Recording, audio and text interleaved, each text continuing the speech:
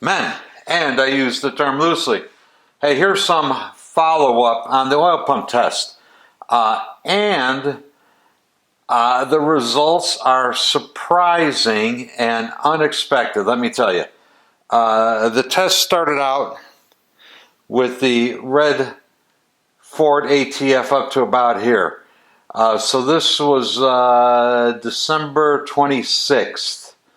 Every day, 28, 27, 28, 29, 30, 31, January 1, January 2, every day it went down about an inch, inch and a quarter, okay? That would be expected. The first day that it dropped, the first day that it dropped an inch on the 27th, the level in this tube was up to the black line. After that, this has continued to go down. I would have expected this to go up as this was going down until they were both equal. That isn't what happened. Now this tube right here has got like a serrated surface on it, and in fact the fluid might just be leaking from where I have it shoved into this hole, or the fluid may be leaking at any one of the parting seams. When I put this together the last time, I didn't use any gasket sealer on it because I knew I was going to be taking it apart, putting it together, etc., and I didn't want to fight the gasket sealer, but maybe I should have used gasket sealer on it. In either case, I'm going to redo this, and I'm going to make a plate or an adapter or something so that I could put a proper hose on here with a nipple, because as this goes down, I expect this to go up. Right now, I would say that this has not gone up enough to cause any leakage internally in the engine whatsoever. You know, your pinion shaft, well, your pinion shaft sits even with the drive gear, so you know you'd have to get up to here before it starts leaking into the engine, and obviously that didn't happen. I just don't know why it didn't happen. So we're going to repeat this. I'm going to put a proper leak-proof fitting in here to make sure any oil that leaks through the pump rises in the tube. Spring update. I had said in a previous video that the springs I had were all just loose, kind of laying around, so I really didn't know they were the correct spring. I ordered a package of springs off of eBay. They're very much the same as the ones I had laying around, so I do believe the ones I put in there were correct.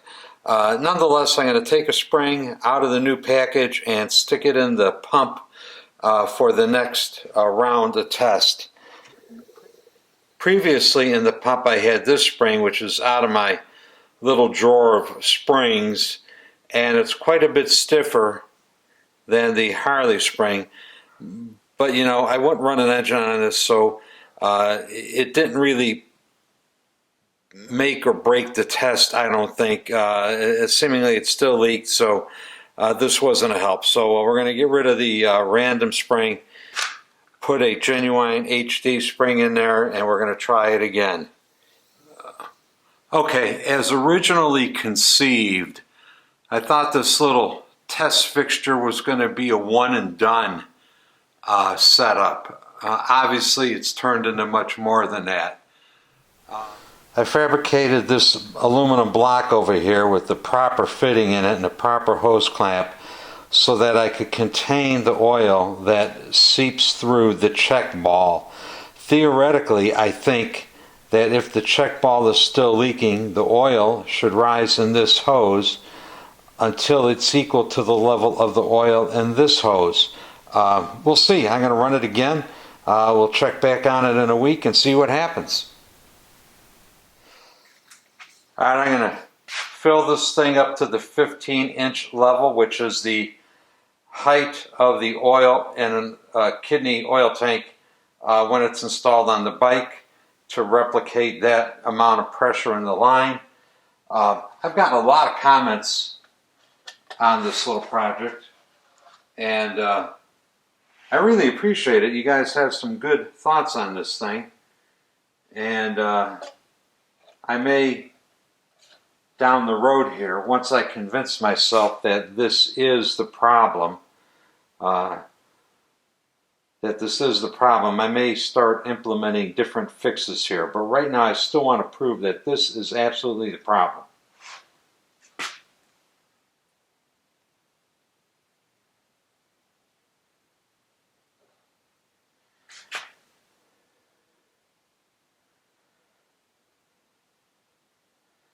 One of the comments mentioned that Jim's made a little ball seat reaming tool. I've got one of those on order, so it's not here yet, but that will be the next thing I do to the pump body, is try to use that tool on it.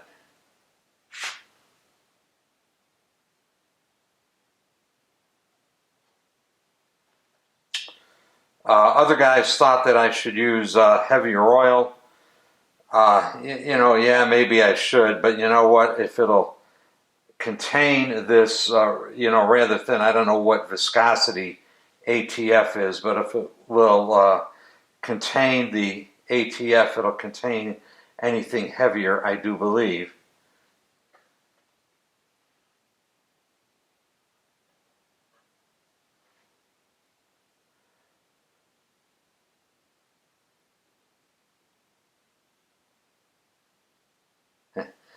Well, and once again, I've overshot the 15 inches by actually quite a bit, 4 or 5 inches probably. I'm going to go with that, and we're going to see what happens. All right, so here we are, set up again. I got my starting level marked. And son of a bitch, I marked this 5 minutes ago. It's already come down an inch or 3/4 of an inch. I assume that that's filling up the gears inside the pump body. Anyway, conclusively, if oil is leaking out of the check valve, it has to come up through here. It's sealed up. There's nowhere else for it to go but up this tube anymore. The problem before was it was running all down the side. Well, the pump might have been leaking at a parting flange, or at the pressure relief valve fitting over here. It might have been leaking at the check valve fitting over here. Now I know if it's leaking at the check valve, that oil has to end up in here. So like I say, this first 3/4 of an inch it lost, I assume it's filling up the cavity inside here, and only time will tell where it comes out. Man, here it is the next day. This experiment works. I think I finally have a good test rig configured over here. All the oil in the tube, bypassed the gears, came around, forced its way through the check valve, and worked it up until the level of both tubes was just about equal. The outside of the pump is completely dry, so it's not any of the parting seams leaking. It is oil definitively going through the check valve and coming up over here. So this is the way the test rig needs to be configured. I assumed when I started doing this that there would be a small seepage. This is like opening the gates of a dam. For all intents and purposes, the check valve may as well not even be there. Anyway, the oil, no oil, is leaking up around the bottom of the rotary breather sleeve at all. None, zero, zippo, bone dry completely. Nothing. That part of the problem was easy to fix. The check valve is the problem. So we're going to do some work on that. I like the Viton ball idea one of you commenters sent in. Another commenter suggested that every time I lap the seat, I use a new ball. So I guess I'm going to get some new balls and give it a try. But anyway, I think now I can move on to actually troubleshooting the real problem, this check valve in here, because now I know where all the oil is coming from for sure. So for now, I am out of here. See you in a week or a couple of weeks when I get the next test setup configured.